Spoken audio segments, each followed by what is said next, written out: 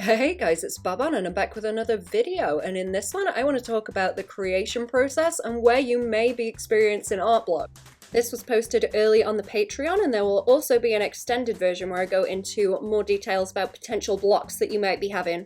That will be over on the Patreon. I will put a link to that in the description. So, some people like to do sketches more than finished pieces. Not everyone wants to sit and spend 50 hours on a single painting. Some people work in specific phases of production, for example, so it's concept art. Maybe just sketching and lining, maybe just colouring, but even in each of those, there is still this process.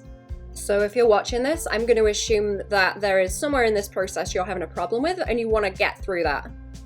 The things I'm going to go over here are things that I've observed in my own process, as well as what I've seen with other people struggling with art and in other disciplines too. So I've blocked out my concept of the creative process into 5 different phases. So first we have the play phase, then the test phase, the performance phase, the completing phase, and the reflective phase. So going into the first phase of play, in this one we should be thinking about conceptualizing, coming up with ideas. There's not a lot of effort put in. You're just trying to pick out a grain to build things around, sparking ideas, playing with ideas, sticking them together and seeing what works. Throwing things at the wall and seeing if they stick. This might not even involve actually drawing. You might be sketching and playing around with someone, maybe drawing on the same canvas. You could even just be talking and joking. Have you ever sort of had a joke with someone and been messing around with ideas and then you think, oh, that would actually be quite cool? So my equivalent of this in here would be the sketch page that you just saw me do, playing around with proportions and poses to see what's going to work. But only the rough sketches, nothing that I'm tidying up now. That will be in the next phase. Now, at this stage, what kind of blocks might we have? And if you have any specific blocks that you experience in any of these phases, please leave them down in the comments. There will absolutely be things that I'm not aware of or haven't seen. So the first point I want to make is that you can absolutely do this stage on your own and sketch like I have without anyone else's input, but it really helps if you have someone to play idea ping pong with and bat ideas back and forth. I was talking about collaborating with someone and maybe drawing on the same canvas in a site like Magma, which is something me and Cherry are going to be doing in an upcoming podcast episode, Arts and DAFTS podcast. I will put a link to that also.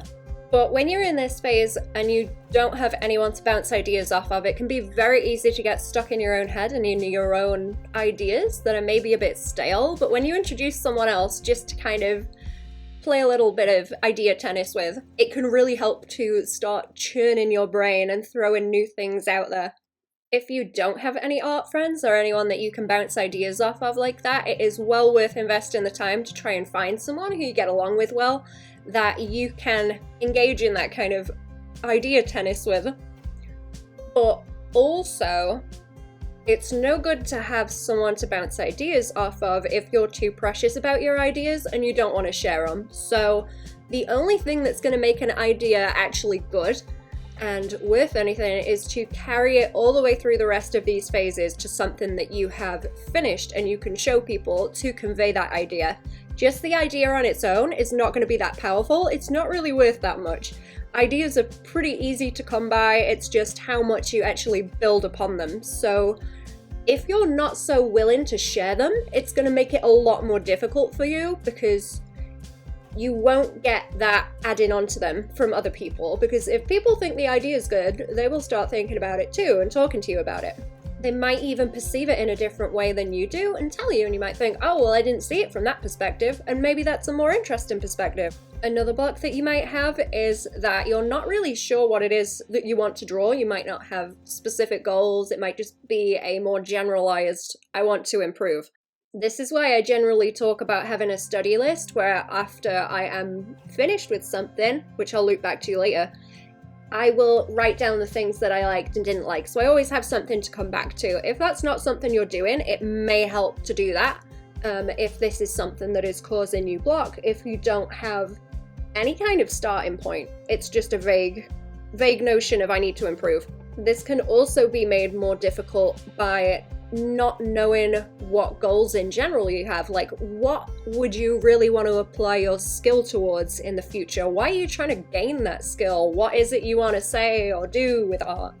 I was reading Marie Kondo's book recently, The Magic of Tidying Up, I think it's called, and she was talking about how once people get rid of all the things that they don't like, once they've gone through her decluttering process, they are only surrounded by the things that they really love, and it really helps them focus on what it is that they actually want to do and enjoy, and then that leads on to changes in their life because now they're focused on just that because it surrounds them. So if you get lost, it's almost like going back through your past and plotting these points so that you can then reimagine the trajectory that you're supposed to be on. And continuing on from that is also the issue of perfectionism, and any sketch or little doodle that you do in this phase needs to be perfect, and that is generally what stops people from sharing ideas as well, because it's either stupid, you're already judging it, you think it's stupid, or you're like, oh, well, other people will think that it's stupid, so I shouldn't show them. These previous few points, I think, come down to perfectionism, and it's not good enough. People are going to think I'm stupid, I think I'm stupid, and or that if you do it anyway, it's still not going to be good enough. So trying your best to set things out in a way that is going to combat those, like having a set of whips lined up where you're already partway through them and you know you can kind of continue and jump between them to try and offset those thoughts from setting in, really helps. It will also help a lot if you do get yourself an art buddy, like I talked about and described a bit more earlier on. Okay, so the next phase, the test phase. This is where I have my rough idea, my rough sketch. It might be something drawn, it might just be an idea. So what I'm going to do in this phase is go and see if that holds up to having technical limitations placed on it. So you could see earlier where I was fighting with the sketch and trying to make sure that it technically made sense so that I could go ahead and render it and block it out in physical space. So that meant that I had to go and correct some things. You can see that I changed the size of the hand and the foot and the pose a little bit. So in this step, what we're trying to do is put the basic idea through a little bit more work. So maybe we're talking about it more, maybe we're doing sketches to try and see if it holds up to technical scrutiny, because that will decide whether it's able to be pulled through the rest of these phases to a complete product. They look good in the very rough, playful stage where you're dreaming and thinking up ideas. But when you go and apply the technical logic to them, they start to break. So this is just the stress test, this phase. I think the blocks in this section may also apply to the previous one, because a lot of the time people will go straight to this point if you're trying to draw something more technical and definite and you're not playing around with ideas so much. The first one that I see that is probably the most prominent is that you're struggling technically with realizing it. So you might say, oh, I need to study more, or I will do this when I have studied this thing more. I will just study and then I will come to this later. So you never really commit to the idea that you have and pull it through to the end. And the fix for this is to just do it anyway. Use this as an excuse to study. Pretty much everything that I do that isn't commission stuff is me studying and specifically choosing something to draw and make into a finished piece so that I can study something specific. So people have been asking me to draw Sonic stuff. It's a style I don't usually draw in, so I wanted to see if I could do it and what I could learn from it. That is what I'm doing with this piece and why I'm drawing Rouge.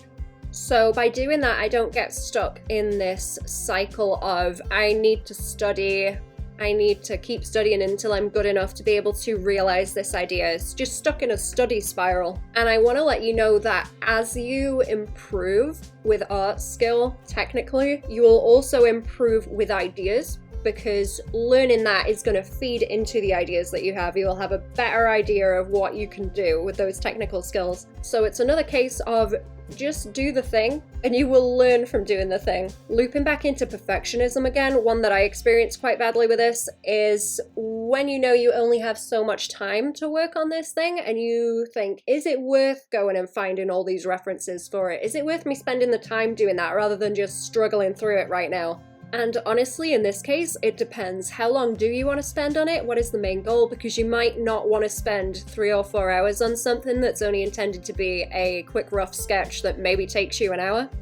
This I liken to when you wake up in the middle of the night and think, oh no, I need to go to sleep. I only have this much time left to sleep.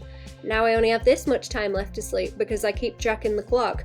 It's very difficult to sleep when you're trying to will yourself to sleep.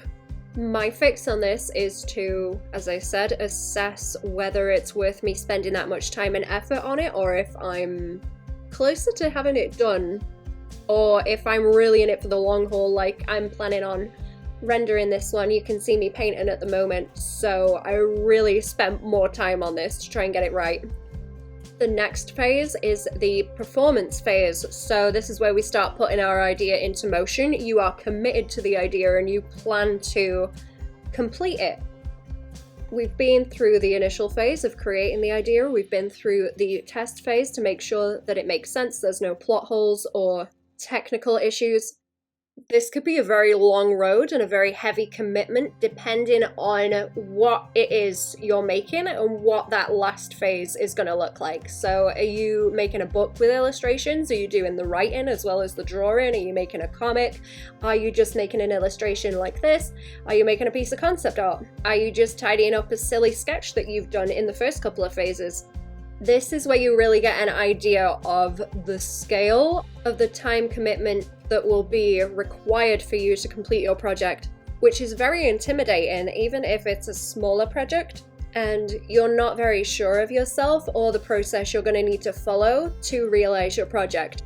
Some of the blocks I've seen around this are performance fear, for one, especially if this is a gift or a commission. So you've done the starting blocks, you are committed to completing this because you have an outside source that this is for and maybe has paid you for it. And you have to make this live up to their standards. So it's very much down to you and making sure your performance is good. And we all know as we get part way into something that is a large project like this, we start to get nervous because we all have that fear of discovering, oh no, we can't do art anymore. We've got art block. All of our skill has just evaporated and disappeared. We're not creative anymore. That's it. We're done. We're finished.